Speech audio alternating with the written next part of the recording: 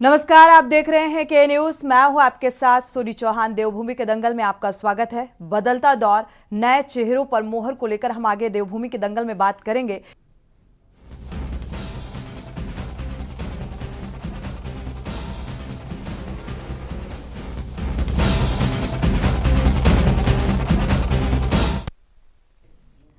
उत्तराखंड की 5 लोकसभा सीटों के लिए 19 अप्रैल को मतदान होना है और मतदान से पहले नामांकन की प्रक्रिया भी संपन्न हो गई है। बीजेपी ने 400 से अधिक सीटें जीतने का लक्ष्य रखा है, जबकि कांग्रेस समेत तमाम राजनीतिक दल जनहित से जुड़े मुद्दों के सहारे चुनावी जीत का दावा कर रहे हैं। उत्तराखंड की राजनीति में देखने को मिला कि राज्य के 5 पूर्व मुख्यमंत्रियों के पास उस वक्त कोई काम नहीं है और इस वक्त देखा जाए तो सभी के सभी जो हैं वो लोकसभा चुनाव की तैयारियों में जुटे हैं।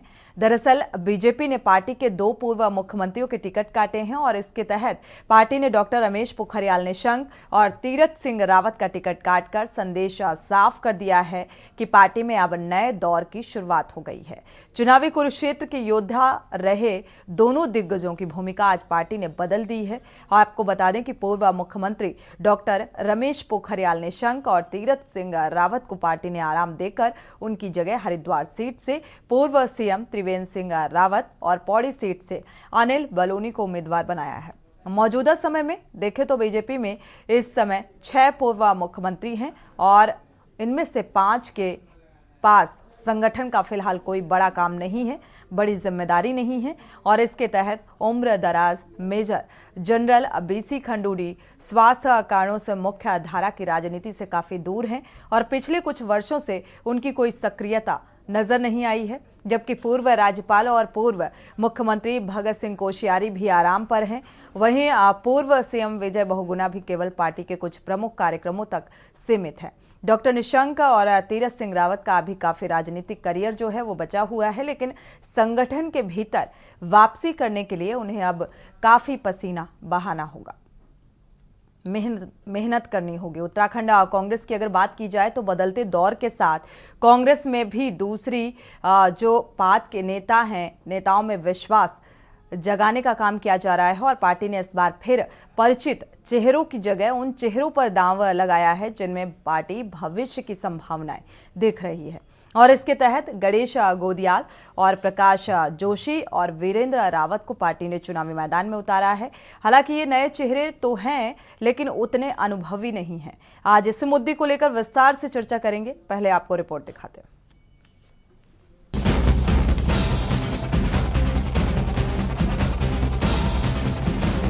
उत्तराखंड में चुनावी मैदान सजा हुआ है।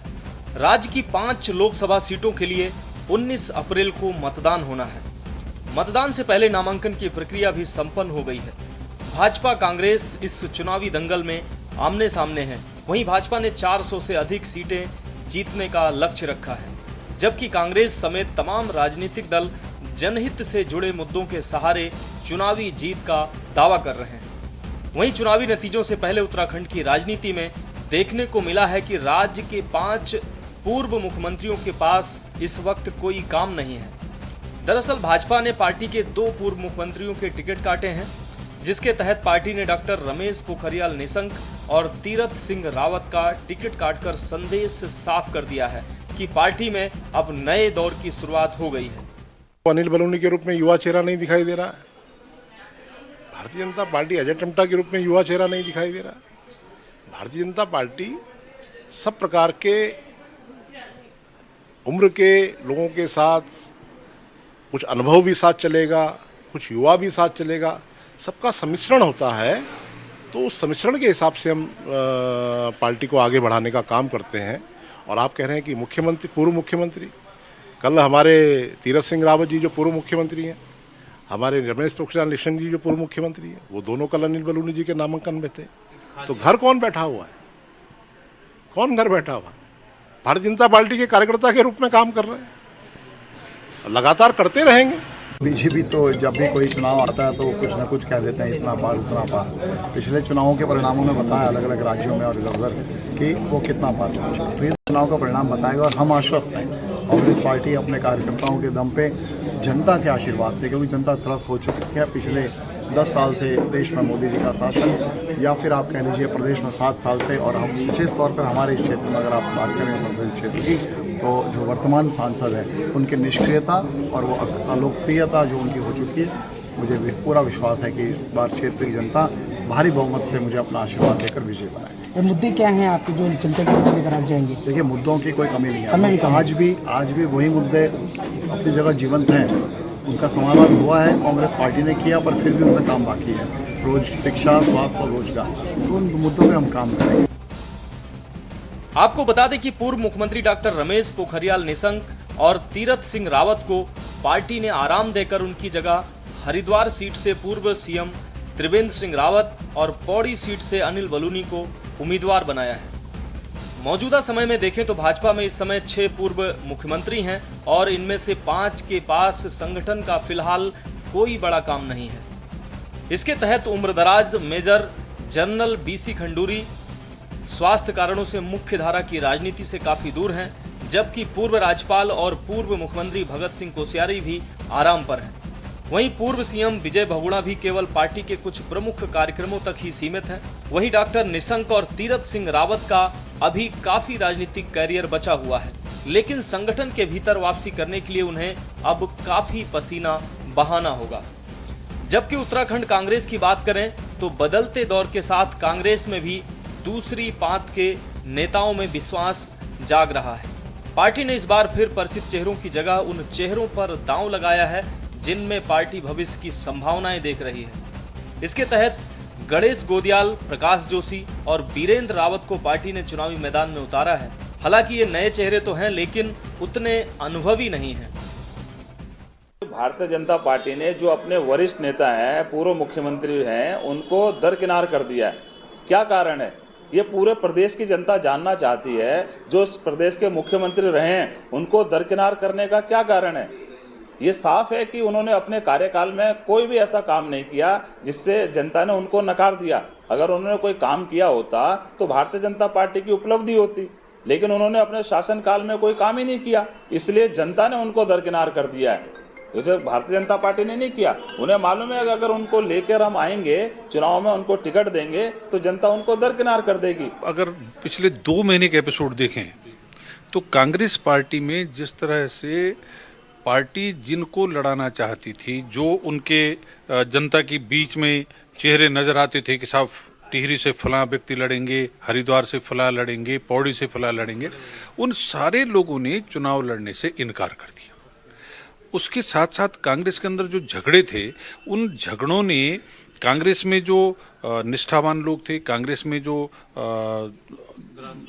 ग्रास रूट पर काम करने वाले लोग थे, कांग्रेस में जो लंबे समय से कांग्रेस को जीवित रखने के लिए काम कर रहे थे, उन सब ने अपमानित महसूस करके संगठन की गतिविधि से कांग्रेस पार्टी से किनारा कर लिया। आज टिहरी लोकसभा क्षेत्र की 14 विधानसभा में से 6 से 7 लोगों ने पार्टी छोड़ दी, जो 2022 में विधानसभा का चुनाव लड़े, और ऐसे ही पौड़ी विधानसभा में भी करीबन 6-7 लोगों ने पार्टी छोड़ दी।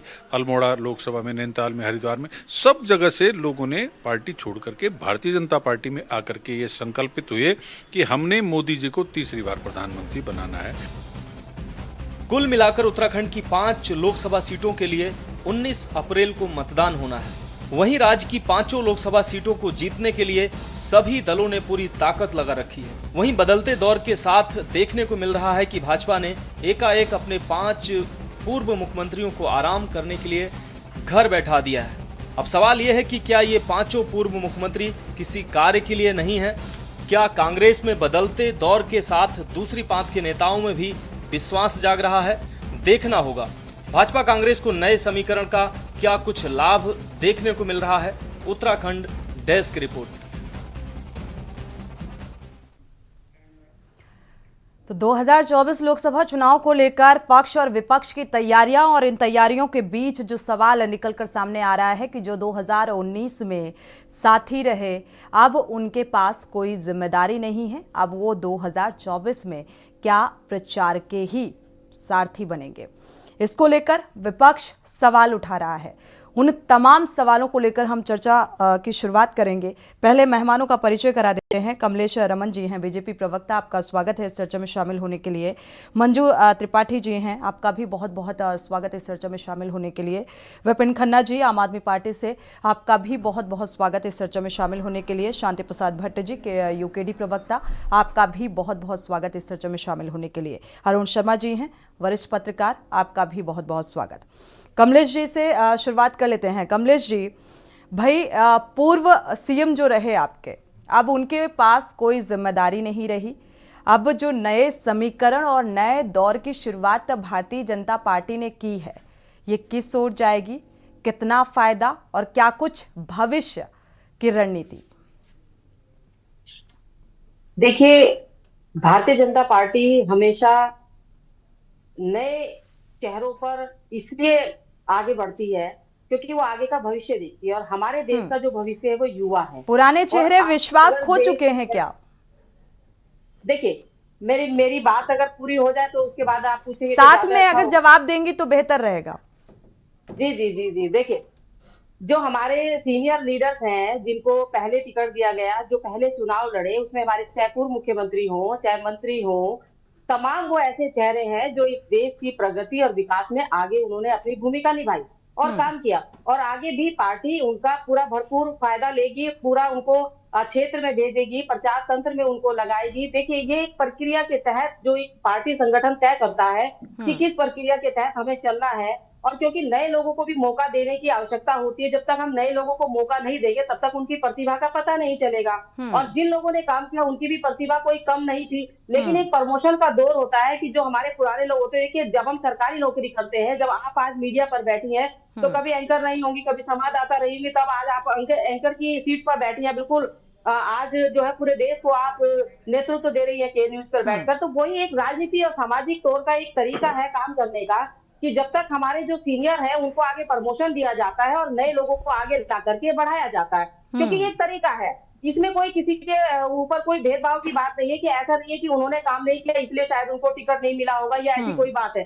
दोनों हमारे पूर्व मुख्यमंत्री रहे हैं, जो इस समय हमारे जो 40 के हमारे प्रचार में आएंगे, हमारे जो दिग्गज, उसमें उनकी लिस्ट में उनका नाम है। तमाम जगह वो क्षेत्रों में जाके काम कर रहे हैं। हमारे नामांकन में देखिए आप, हमारे दोनों पूर्व मुख्यमंत्री हमारे जो कैंडिडेट थे उनके साथ पहुंचे, नामांकन में उन्होंने हिस्सा लिया, तमाम जनसभाओं को संबोधित कर रहे हैं, चुनाव में घर घर जाके प्रचार कर रहे हैं, और जो काम उन्होंने किया है उसका जो उनको एक्सपीरियंस है, जो उन्होंने काम किया है, वो हमारे जो नए कैंडिडेट है उनको बताने का काम कर रहे हैं किस तरीके से चुनाव की रणनीति बनेगी। तमाम उनका पूरा फायदा लिया जा रहा है। और क्योंकि ये संगठन का मामला होता है और संगठन में एक ऐसी प्रक्रिया होती है कि जिसमें हम अगर और नए लोगों को नहीं लाएंगे तो हमारी जो सेकेंडरी जो लाइन है, जो थर्ड लाइन है, वो कैसे तैयार होगी।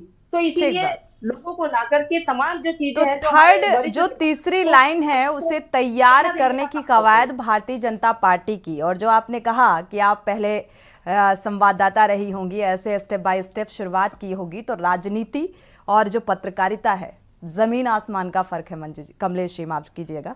तो इसको लेकर मुझे लगता है हमारे उसमें देखा जाए तो जो जिसकी डेजिग्नेशन होती है डिग्री के अकॉर्डिंग, वो उसी डेजिग्नेशन पर कार्यरत होता है। और राजनीति के मायने अलग हैं, राजनीति एक अलग लेवल पर अब पहुंच चुकी है। मंजू त्रिपाठी जी, आप कमलेश जी की बात बखूबी सुन रही थी। तीसरी कड़ी की शुरुआत और भविष्य की संभावनाएं अपार छिपी हुई हैं, कैसे देख रही हैं? क्योंकि विपक्ष ही सवाल उठा रहा है इन संभावनाओं को लेकर।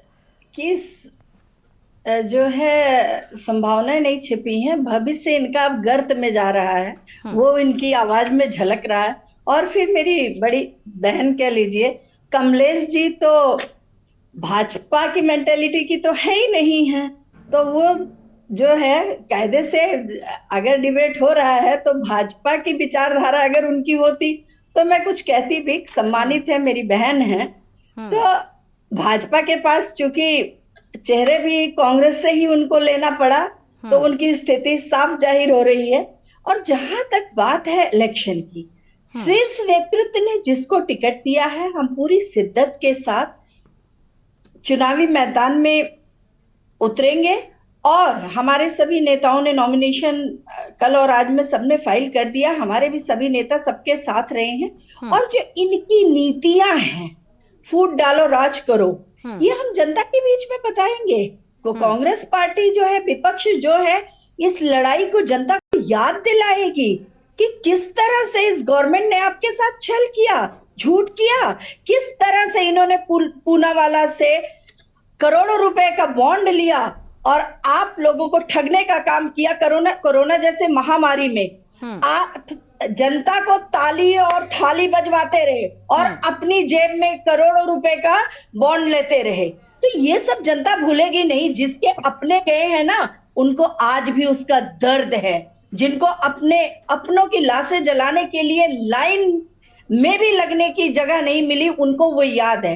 पहली बात। दूसरी बात, किस तरह से भ्रष्टाचार इस गवर्नमेंट में चरम सीमा पर है, जिसने भगवान को नहीं छोड़ा भाई, सोने को पीतल में परिवर्तित कर दिया। रातों रात इनका सोना पीतल में परिवर्तित हो गया, तो क्या जनता उस चीज को भूल जाएगी? तीसरी बात, भ्रष्ट कानून व्यवस्था। महामहिम राष्ट्रपति देहरादून शहर में, हमारे शहर में मौजूद थी और उनकी नाक के नीचे से करोड़ों रुपए की ज्वेलरी शोरूम में डकैती पड़ गई और किसी को भनक तक नहीं लगी। ये क्या जनता भूल जाएगी? आप आए दिन देख लीजिए, सीबीएसई, आईसीएसई के क्वेश्चन पेपर्स रद्द हो जा रहे हैं, लीक हो जा रहे हैं। आज मुझे सुन के बड़ा आश्चर्य हुआ कि पेपर का पूरा बंडल ही गुम हो गया 12th का साइकोलॉजी का। तो इस तरह के, न इनको शिक्षा से मतलब है, न इनको स्वास्थ्य से मतलब है, न इनको रोजगार से मतलब है। ठीक है, ये वो मुद्दे हैं जिन मुद्दों के आधार पर विपक्ष जनता के बीच में जाएगा और इन मुद्दों को गिनाएगा कि ये बेसिक मुद्दे हैं, इनके आधार पर हम आपके बीच आए हैं। मंजू जी, आपने एक बात कही कि चेहरे भी कांग्रेस से लेने पड़ रहे हैं बीजेपी को। बीजेपी के पास ऐसे चेहरे नहीं हैं, तो कांग्रेस से वो चेहरे क्यों जा रहे हैं या बीजेपी का दामन क्यों थाम रहे हैं, इस पर क्या पार्टी को चिंता करने की जरूरत नहीं है? जो जा रहे हैं या तो उनमें कुछ उनकी कमियां हैं, या जो ले रहे हैं उनमें कमियां हैं। कुछ तो दाल में काला है कि नहीं? तो जैसे कि मैं अपनी बहन को सम्मान देती हूँ, बहुत साल मैंने इनके साथ मैं रही हूँ, तो मैं व्यक्ति विशेष पे कोई टिप्पणी नहीं करूंगी। विचारधाराओं की लड़ाई है, व्यक्ति विशेष की लड़ाई नहीं है। मेरे जो है, मैं सभी का सम्मान करती हूँ, लेकिन जो इस गवर्नमेंट के कृत्य हैं, जिस तरह से ये काम कर रही है, मुंगेरी लाल के, जनता को मुंगेरी लाल के हसीन सपने दिखा रही है, उसके विरुद्ध हम जरूर आवाज उठाएंगे और ठीक है, घर घर जाके आवाज उठाएंगे, जनता को जागरूक करेंगे। आम आदमी पार्टी के प्रवक्ता विपिन खन्ना जी का रुख कर लेते हैं, इसके बाद यूकेडी प्रवक्ता का रुख करेंगे। विपिन खन्ना जी, क्या लगता है जो तैयारियां जिस तरीके की नजर आ रही हैं, जैसा कि निशंक की बात करें या रावत जी की बात करें, अभी भी राजनीतिक करियर जो है वो बचा हुआ है, लेकिन संगठन के भीतर वापसी करने के बाद कितनी मेहनत करनी पड़ेगी और एक पैठ बनानी पड़ेगी, और वो पूर्व सीएम जिनके पास अभी भी कोई जिम्मेदारी नहीं है, इसी को लेकर लगातार विपक्ष सवाल उठा रहा है। देखिए सोनी जी, सबसे महत्वपूर्ण बात यह है कि जैसे भारतीय जनता पार्टी जिस तरीके से बयानबाजी कर रही है कि हम नए चेहरों को मौका देने का प्रयास कर रहे हैं, तो मैं इनकी इस बात से इत्तेफाक रखता नहीं हूं, क्योंकि टिहरी से एक परिवार को ये सदियों से टिकट देते आ रहे हैं, वहां पर इनको चेहरा बदलने की जरूरत क्यों नहीं पड़ी? टमटा को ये ढो रहे हैं, वहां इनको चेहरा बदलने की जरूरत क्यों नहीं पड़ी? नैनीताल से इनको चेहरा बदलने की जरूरत क्यों नहीं पड़ी? देखिए, भारतीय जनता पार्टी में सब कुछ ठीक नहीं है। मैं इन शब्दों को इसलिए कह रहा हूं क्योंकि जब रमेश पोखरियाल निशंक जी को उनके बीच में से कार्यकाल के बीच में से हटाकर बाहर कर दिया गया, उनसे मंत्रिमंडल छीन लिया गया और उनको एक साधारण सा सांसद बना के छोड़ दिया गया, उसके बाद अब उनका टिकट भी कट गया है, तो यानी कि सब कुछ ठीक नहीं है। क्योंकि पूर्व मुख्यमंत्री तीरथ सिंह रावत, जब उनको मुख्यमंत्री बनाया गया और महज 2 से 3 महीने बाद उनको वहां से हटा दिया गया और अब उनका टिकट भी कट चुका है। तो मेरा मानना है कि ये भारतीय जनता पार्टी अगर ये कह रही है कि नए चेहरों को मौका दे रहे हैं, तो फिर आपने 5 सीटों पर नए चेहरों को मौका क्यों नहीं दिया? आप हरिद्वार और पौड़ी तक ही सीमित क्यों नहीं रह गए? क्योंकि माला राजलक्ष्मी शाह है, आपके विधानसभा में कपूर फैमिली को पिछले 35 साल से आप टिकट दे रहे हैं, क्या वहां पर आपको चेहरा बदलने की आवश्यकता नहीं पड़ी? क्योंकि भारतीय जनता पार्टी आज जनता के सामने भारतीय जनता पार्टी बिल्कुल एक्सपोज हो चुकी है, क्योंकि जो जो वादे इन लोगों ने किए वो वादे ये पूरे नहीं कर पाए, इनके सांसद क्षेत्रों में जा नहीं पाए, और जो जो जिन लोगों को इन्होंने टिकट रिपीट किया है वहां रिपीट करना इनकी मजबूरी थी, क्योंकि इनके पास वहां पर कोई चेहरा नहीं था। क्योंकि 2 सीटों पर जिन्होंने चेहरे बदले हैं, इसका केवल ये कह देना कि हमें नए चेहरों की जरूरत है या हम नए लोगों को आगे बढ़ाने का प्रयास कर रहे हैं, तो मैं समझता हूं भारतीय जनता पार्टी ये सफेद झूठ बोल रही है। क्योंकि आप महंगाई कम कर नहीं पाए, आप महिला सुरक्षा के लिए कुछ कर नहीं पाए, आप जो आपने वादे किए थे 15 करोड़ खातों 15 लाख खाते में आएंगे, 2 करोड़ हम रोजगार देंगे, आप कुछ भी वादे अपने पूरे नहीं कर पाए। और आज जिस प्रकार से आप विपक्षी नेताओं को लगातार बिना आरोपों के जेल में डालने का काम कर रहे हैं, तो कहीं ना कहीं भारतीय जनता पार्टी की जमीन खिसक चुकी है और भारतीय जनता पार्टी में सब कुछ ठीक नहीं है। चलिए, भारतीय जनता पार्टी में सब कुछ ठीक नहीं है, लेकिन यही सत्ता पक्ष का आरोप है विपक्ष के लिए कि विपक्ष में अंतर्कलह की स्थिति और विपक्ष में कुछ भी ठीक नहीं है। बदलता दौर, नए चेहरों पर जोर। लगातार इसी विचारधारा के साथ, रणनीति के साथ जो है भारतीय जनता पार्टी आगे की रणनीति तैयार कर रही है लोकसभा चुनाव को लेकर। शांति प्रसाद भट्ट जी का रुख कर लेते हैं, यूकेडी प्रवक्ता हैं। शांति प्रसाद जी, क्या सोच नजर आ रही है भारतीय जनता पार्टी की? क्योंकि बीजेपी का भाई ये मानना है कि सब प्रकार का जो सब मिश्रण है उस विचारधारा के साथ भारतीय जनता पार्टी ये डिसीजन ले रही है, उसी रणनीति के साथ आगे बढ़ रही है, या फिर वजह कुछ और? सोनी जी, आज का आपका जो टाइटल है बदलता दौर और नए चेहरों पर दाव, सच्चाई क्या है? याद होगा आपको, यही वो भारतीय जनता पार्टी है जो कभी कहा करती थी कि 70 साल के बाद बूढ़ों को घर बैठाएंगे, फिर टीवी में ये फेल हो जाते हैं, फिर महारानी पे नजर गड़ाए बैठे। और मैं कल पौड़ी में नारा चल रहा था, ऐसा कोई ठगा नहीं, ऐसा कोई व्यक्ति नहीं जो भाजपा ने ठगा नहीं। अब उसमें देख लीजिए, अब सांसदों को भी ठग लिया, कर्मचारियों की तनख्वाहें पेंशन छीन ली, उन्हें ठग लिया, व्यापारियों को जीएसटी लगा के ठग लिया, किसानों को 5 किलो 500 रुपए दे के ठग लिया। कहने का मतलब है ये इतने बड़े ठग हैं कि कल नामांकन पे इन पे नारे लग रहे थे। और इनकी नेता जो आई थी दिल्ली से, वहां अंकिता की माँ के लिए किसी ने सवाल पूछ लिया कि वो आपकी आंगनवाड़ी की कार्यकर्ती थी, उसकी बेटी की हत्या हो गई निर्मम, इस पर मैडम आपको क्या बोलना है? तो मुंह छुपाकर ऐसे भागी जैसे पुलिस को देख के चोर भागता है। ये हालत भारतीय जनता पार्टी की जमीनी हकीकत की है। नारे लग रहे थे, जो गांव गोद लिए उन गांव का हिसाब दो, तीरथ को बदल के आप चुनाव नहीं जीत पाओगे, गो बैक नारे लग रहे थे। और वो वहां लग रहे थे नारे जहां भारतीय जनता पार्टी दिहाड़ी में मजदूर इकट्ठे करके लेकर आए थे। महिलाएं मुंह छुपा रही थी जब अंकिता को न्याय दो के नारे लग रहे थे। ये वो भारतीय जनता पार्टी है जो मुद्दा विहीन राजनीति करती है।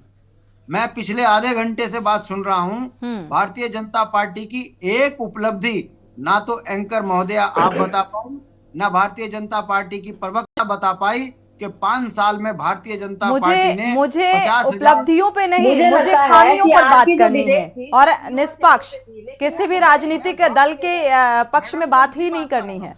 मैं उसी बीच में जी बात कर रहा हूँ, मुद्दे से भटकाना बहुत आसान है। शांति जी, मैं युवाओं की बात कर रहा हूँ मैडम। ऐसे भूमिका बगैर सीधा नहीं कह सकता कि आपके युवा कैसे युवा हैं, ऐसे नहीं बोल पाऊंगा। पहले बताना पड़ेगा कि इन 5 सालों में आपने इस राज्य को कैसे बर्बाद किया।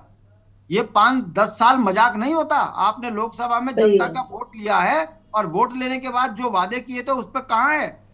पहाड़ का पानी और पहाड़ की जवानी, सोनी जी आपको भी याद होगा, आपके भी कान पके होंगे। ये मोदी कह गए थे। और ये इतनी बेशरम पार्टी है कि इन्होंने इन 10 सालों में हर घर नल के बहाने पाइप खरीद कर घोटाला कर दिया और जल की जगह पर हमारा जो परंपरागत स्रोत के पानी थे उसे भी बेचने की योजना बना डाली। ये वो भारतीय जनता पार्टी है, ये तराजू वाली है, घर घर बेच देंगे, चमन बेच देंगे, जब सवाल जवाब करेंगे तो श्री राम बोल देंगे। ये वो हालत, ये ऐसी हालात वाली पार्टी है। दूसरा, भारतीय जनता पार्टी ने जो गांव गोद लिए थे उनकी दुर्दशा ये है कि गांव के लोग बहिष्कार कर रहे हैं, इनको गांव में घुसने नहीं दे रहे हैं और ये कह रहे हैं कि देश के अंदर हम 400 पार। शांति प्रसाद जी, कितने गांव को गोद लिया गया था? आपने निशंक का टिकट काट दिया, आपने तीरथ का टिकट काट दिया, और आपने एक ऐसे व्यक्ति को हरिद्वार में टिकट दे दिया जो मुख्यमंत्री के रूप में नालायक साबित हुआ। इसका मतलब वो सांसद भी आपको नालायक पसंद है। ये जो सवाल अब जनता के मन और मस्तिष्क में तैर रहे हैं, जनता ये सवाल पूछ रही है।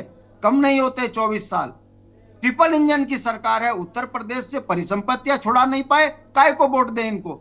उत्तराखंड में नौजवान बच्चों के रोजगार छीन लिए, काय को वोट दें इनको।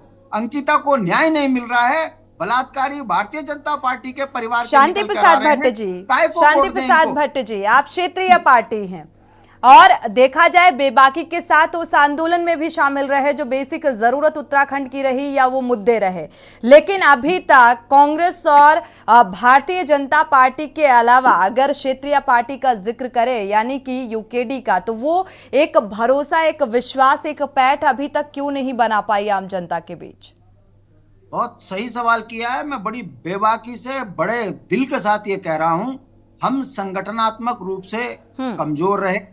हम गरीब किसान, गरीब कर्मचारी, गरीब व्यापारी के बीच के नेता हैं। हम भारतीय जनता पार्टी के भ्रष्ट नेताओं की तरह नहीं हैं जो चंदे के सहारे देश को लूटते हैं। नारे लगते हैं अब देश में कि चंदा दो, धंधा लो, ये नारे लग रहे हैं। ये लोकतंत्र में बता दीजिए, इलेक्ट्रॉन बॉन्ड में किसी ने 5 रुपए यूकेडी को भी दिए हो? हम तो इस राज्य की जननी हैं, हमने तो इस राज्य के लिए सब कुछ खोया है, 42 शहादत दी है। वो इलेक्ट्रॉल बॉन्ड हमारे लिए क्यों नहीं थे? कारण सोनी जी, क्योंकि हम जिन सिद्धांतों पे राजनीति कर रहे हैं वहां समझौते की कोई गुंजाइश नहीं है। हम अगर सत्ता के नजदीक होते तो पेंशन भी होती, हम सत्ता में होते तो उत्तराखंड की उत्तराखंडियत बचती। इसलिए कौन देगा बॉन्ड? भाजपा को सत्ता दो, उसके बाद पूरा देश लूटो, 1 रुपए में 100 गज जमीन ले लो और उसके बाद जितनी इंडस्ट्रियां लग रही है उसमें कमीशन खाओ। ये कमीशन खोरों की पार्टी है। इसीलिए आज पूरे उत्तराखंड के अंदर एक बात इनसे पूछा जा रहा है, ना आप बुजुर्गों के हुए, ना आप उत्तराखंड में जवानों के हुए, ना आप उत्तराखंड के लोगों के हुए। तो आपके सांसदों ने जब उत्तराखंड में कोई काम ही नहीं किया है डबल इंजन की सरकार में, तो इन्होंने वोट काहे को? ये लोकायुक्त मामले में चुप हो जाते हैं, उत्तराखंड को न्याय देने में चुप हो जाते हैं, रोजगार के उसमें चुप हो जाते हैं। तो फिर मोदी मोदी कह के कब तक वोट मांगोगे? ये चंदा चोर हैं, ये मंदिर से चंदा चोर लेते हैं। बिल्कुल शांति प्रसाद जी, आज रुद्रपुर में जब उत्तराखंड के सीएम रैली कर रहे थे, चुनावी जनसभा को संबोधित कर रहे थे, तो उन्होंने दावा भी किया कि 5 लाख वोटों से ज्यादा जीत मिलेगी। इस बात का वो दावा करते हुए नजर आए। लक्सर में निर्दलीय प्रत्याशी अब चुनावी मैदान में हैं, जहां पर यह कहा जा रहा है कि अब भरोसा नहीं है आम जनता को और निर्दलीय प्रत्याशियों पर ज्यादा भरोसा होता हुआ नजर आ रहा है। कमलेश जी से इस बात का जवाब लेंगे जो यूकेडी प्रवक्ता ने बोला, आपने विस्तार से सुना भी होगा कमलेश जी ने, लेकिन उससे पहले अरुण शर्मा जी का रुख करेंगे। अरुण शर्मा जी, किन मुद्दों के आधार पर विपक्ष जनता के बीच जाएगा? क्योंकि लगातार उन मुद्दों को आप बखूबी सुनते आ रहे हैं, जिन मुद्दों को जोर शोर से विपक्ष उठा रहा है, और आज जिन 2 सीटों को लेकर, निशंक और अरावत को लेकर, और अब कितनी मेहनत इनको आने वाले समय में करनी है, और जो सब मिश्रण की बात निकलकर सामने आ रही है, उसी के आधार पर भविष्य अब भारतीय जनता पार्टी तलाश रही है। सोनी, बात कर रहे हैं मुद्दों की, निश्चित तौर पर सड़क, पानी, बिजली, स्वास्थ्य, शिक्षा, ये बड़े मुद्दे हैं, और बेरोजगारी। और हर चुनाव में ये जो भी सत्ताधारी दल होता है उसके खिलाफ ये मुद्दे सामने आते हैं विपक्ष की ओर से। ये कोई पहला चुनाव नहीं है कि जब ये मुद्दे आ रहे हो, ये हमेशा आते हैं। बिल्कुल, लेकिन ये मुद्दे हमेशा रहे।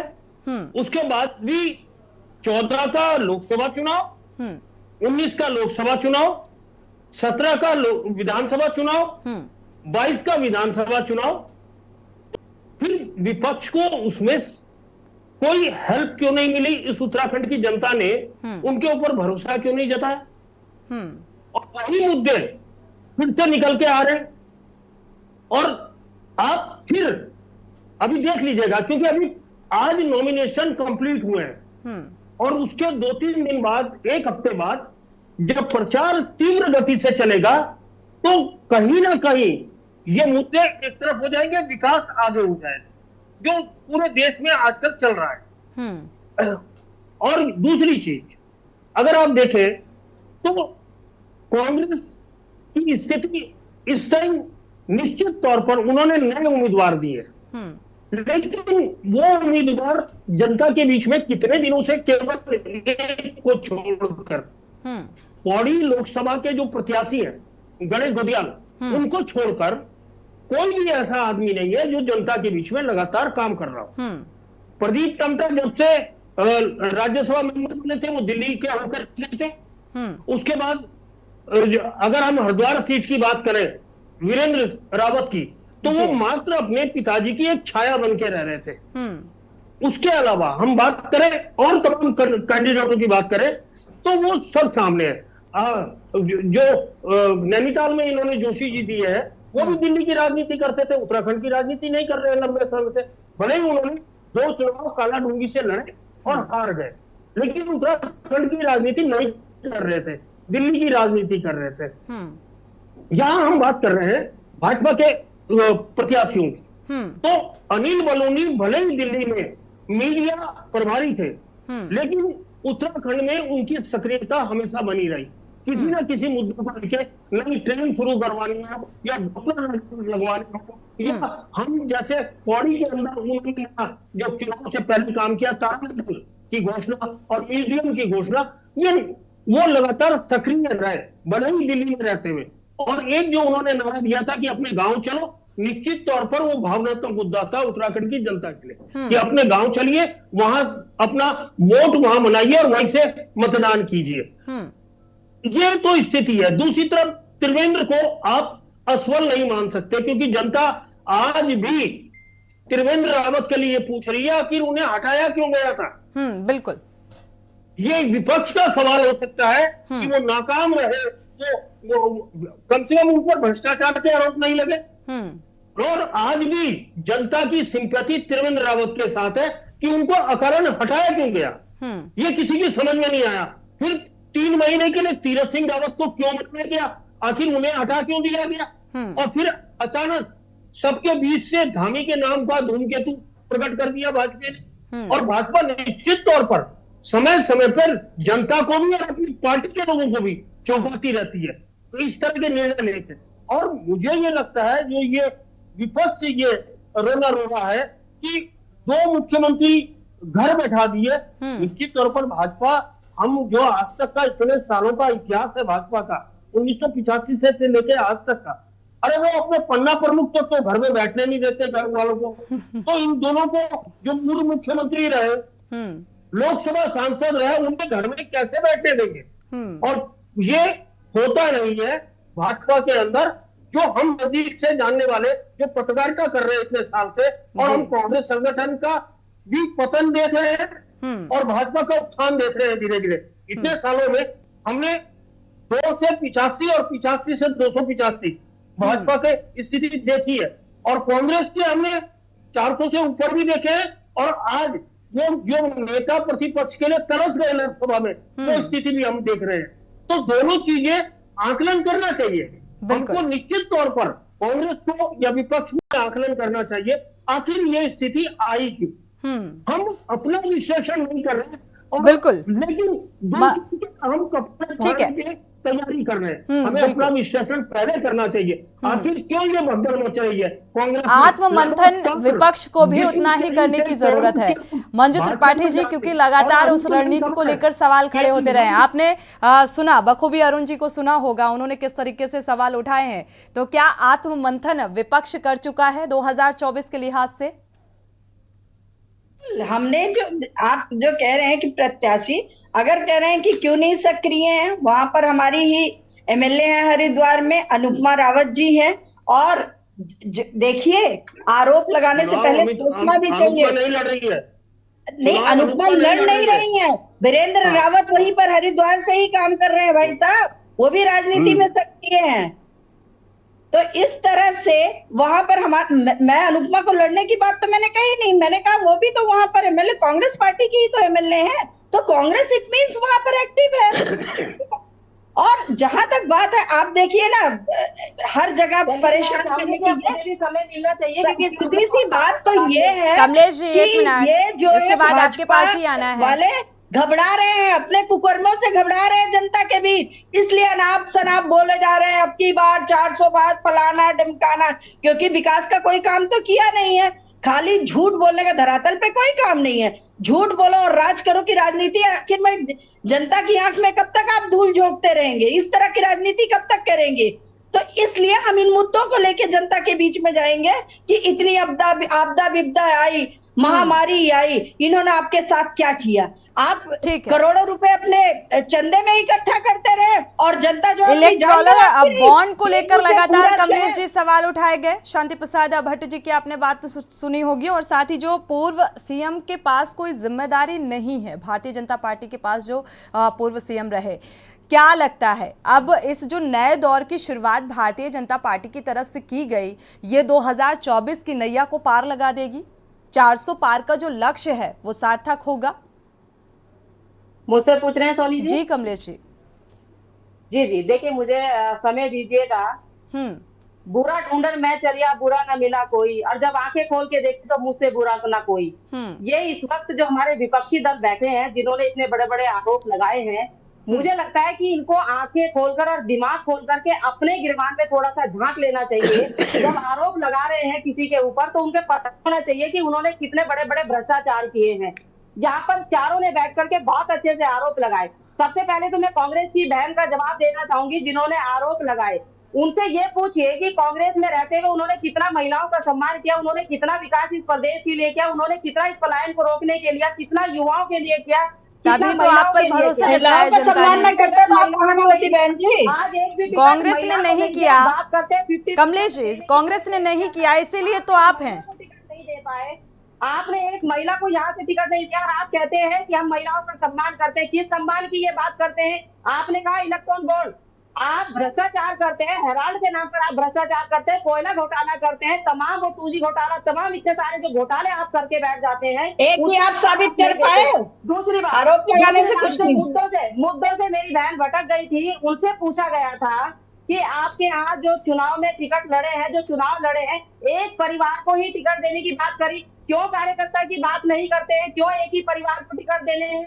हरिद्वार से अगर आप उत्तराखंड की बात करते हैं तो आप जाके अल्मोड़ा से चुनाव लड़ते तो ज्यादा बेटर होता। हरिद्वार में आकर आप दूसरों का अधिकार मारते हैं, मुझे दे दो। त्रिवेंद्र सिंह रावत जी को परिवार से पोखरियाल जी को क्यों बैठा दिया गया? वो बेटों की राजनीति हो रही है। मंजू जी, आपका नंबर कब आएगा?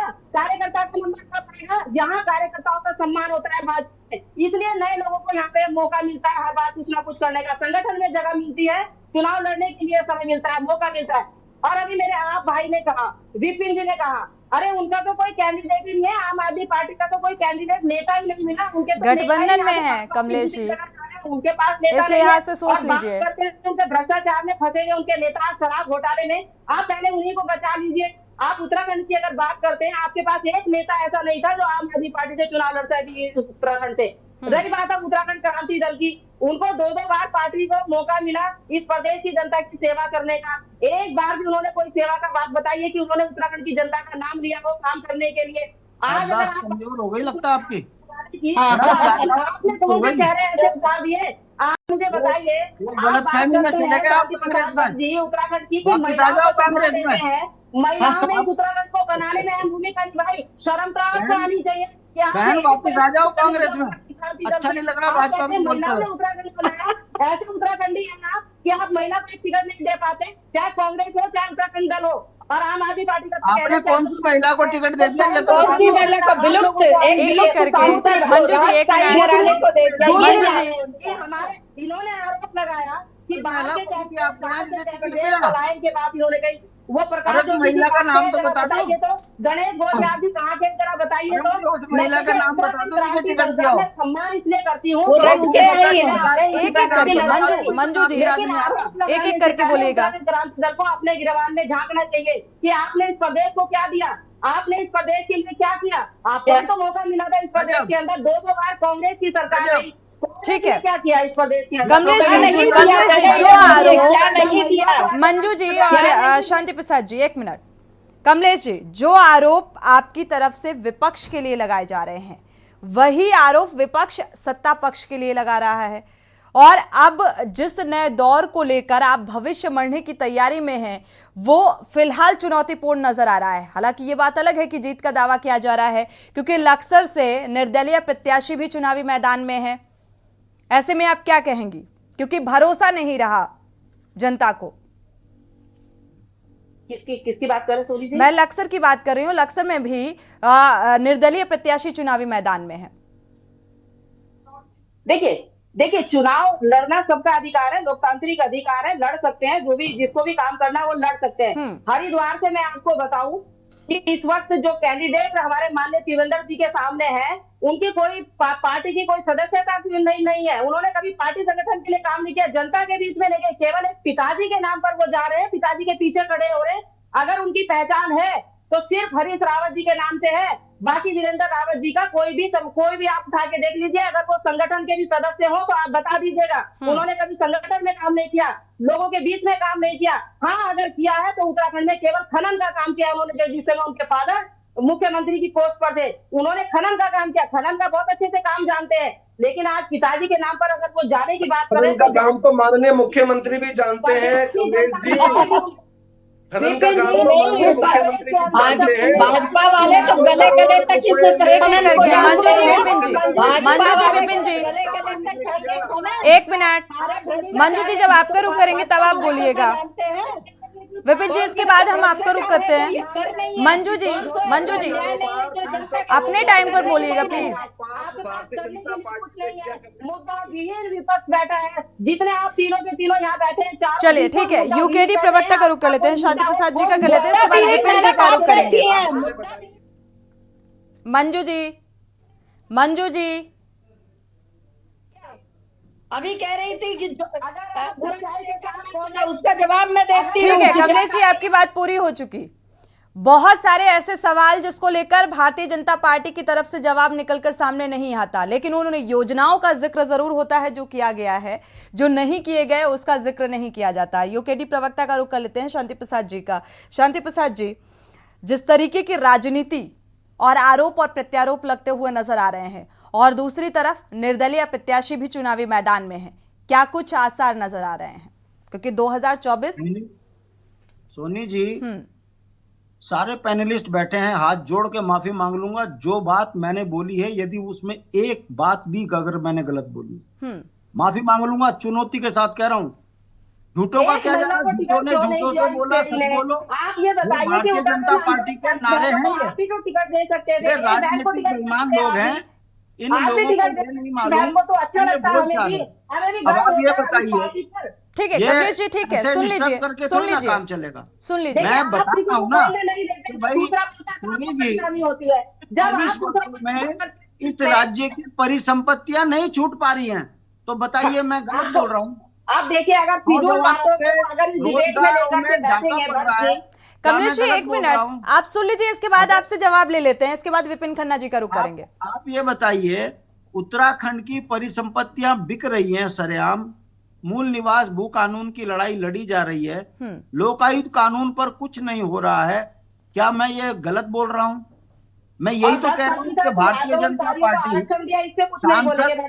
जो गांव बोर्ड मिले थे 30% कितनी महिलाएं 33% हुआ, ये भाजपा की बड़ी गंदी आदत है।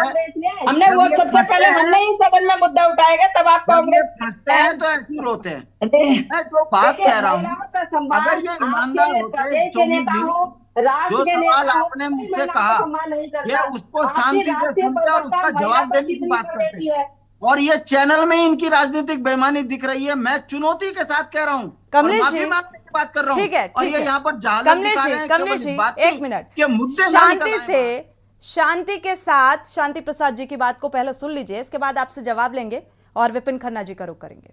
मैं तो अपनी बहन से माफी मांग लूंगा यदि मैं झूठ बोल रहा हूँ। ठीक है, अपनी बात पूरा करिए शांति प्रसाद जी। बिका है कि नहीं बिका? बात करी है, अगर मैंने महिलाओं की बात शांति प्रसाद जी, कमलेश जी प्लीज। ऐसी पार्टी है जिसके पीछे हमने आंदोलन लड़ा, तो क्या कमलेश जी कहते हैं ना, जो अच्छा श्रोता होता है वो वक्ता भी अच्छा होता है, आपने सुना होगा। Kamlesh ji hold down.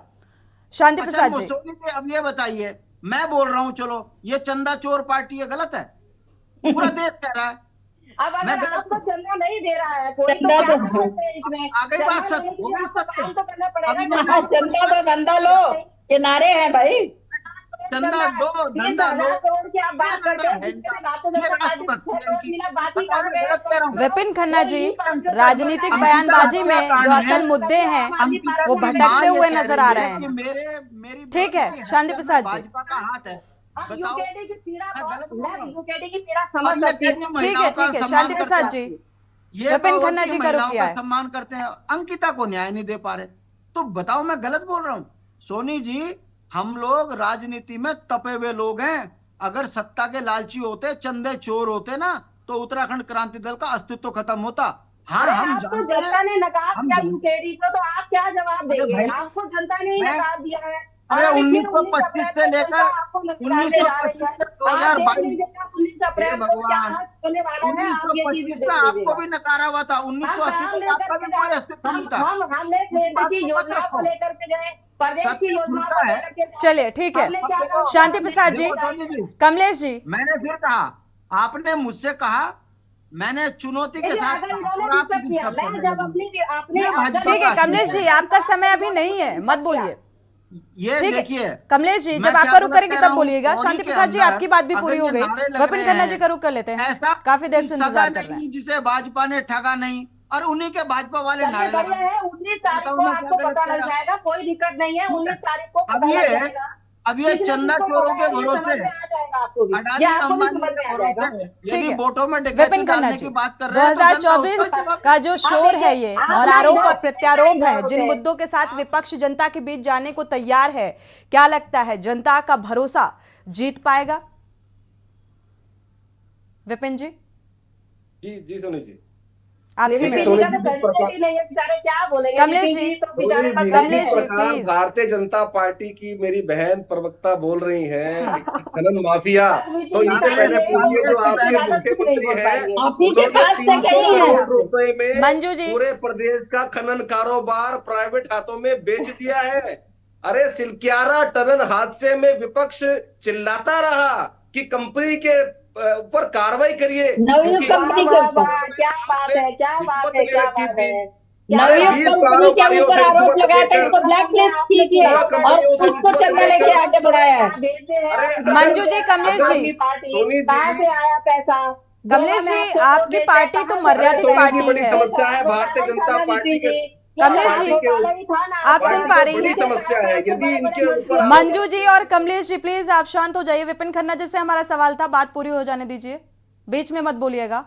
देखिए, अगर आरोप लगाएंगे तो जवाब तो सुनना पड़ेगा। जवाब जब आपका रुख करेंगे तभी जवाब देंगी ना कमलेश जी, ऐसे किसे समझ में आएगा आप क्या बोल रहे हो? ऐसे थोड़ा सा मजा वेट नहीं कर आता है लीजिए। डिबेट का कि मैं कुछ कह रहा विपिन हूं, जी, आप कुछ विपिन कह जी, रही हैं, कंटिन्यू। तो समझ में नहीं आ रहा है। अरे आरोप बताइए, आपने सिलक्यारा टनल हादसे में कंपनी से करोड़ों की रिश्वत ली कि नहीं ली? आप बताइए इस बात को। अच्छा, बिल्कुल, क्या आपके बिल्कुल। मुख्यमंत्री ने प्रदेश का खनन कारोबार 300 करोड़ में बेच दिया है कि नहीं? ये बिल्कुल बताइए, जवाब मिलेगा बताइए आपको, आप, 19 तारीख को सब बताइए चीज़ का जवाब आपकी मिलेगा नौकरियां, आपको। आपके नेताओं ने नौकरियों में दलाली करी कि नहीं करी? बताइए आप, विधानसभा भर्ती घोटाले में आपके मंत्री सम्मिलित है कि नहीं है? बताइए आप, आपके मंत्री पर आय से अधिक संपत्ति का मामला है, ठीक है। क्यों आप लोगों ने उसके ऊपर ईडी और सीबीआई नहीं छोड़ी? आप बताइए सोनी जी, अगर आप समीकरण बताएंगे, अगर मैं आपको समीकरण बताने लगूं पूरे देश के, तो ये डिबेट का टाइम खत्म हो जाएगा। ये लोग 200 आपसे पार भी नहीं कर रहे, जो समीकरण 400 पार का जानने की नारा आवश्यकता लगाने नहीं है, वाले विपिन लोग हैं। अरे आप लोगों ने क्या उत्तराखंड के लिए किया? क्या आप लोगों ने रोजगार दिया? क्या आप लोगों ने महंगाई कम करी? क्या आपने भू अध्यादेश पे कोई बात करी? क्या भू कानून पे कोई बात करी? क्या मूल चलिए, निवास पे फाइनल कोई बात कमेंट करी? अरुण शर्मा जी से आपके ले पास लेते किसी हैं। भी बात का जवाब नहीं है। अरुण शर्मा जी से फाइनल कमेंट ले लेते हैं क्योंकि समय खत्म हो रहा है डिबेट का। अरुण शर्मा जी, जिस तरीके की बयानबाजी और विपक्ष के जो आरोप निकलकर सामने आ रहे हैं एक दूसरे पर, ये आरोप कि मुद्दा विहीन और मुद्दा विहीन, क्योंकि लगातार विपक्ष भी उन्हीं मुद्दों को उठा रहा है, चाहे हम भू कानून का जिक्र करें, मूल निवास का जिक्र करें, इस पर सत्ता पक्ष की तरफ से भी कोई बयानबाजी निकलकर सामने नहीं आती। और ऐसे में वो तमाम मुद्दे इन आरोप और प्रत्यारोप के बीच गुम होते हुए नजर आ रहे हैं। मैं निश्चित तौर पर मैं भट्ट जी की बात से बिल्कुल सहमत हूं। जो उन्होंने मुद्दे उठाए ये वास्तव में मुद्दे हैं, और ये उत्तराखंड के जमीन से जुड़े मुद्दे हैं, चाहे वो भू कानून हो, या हम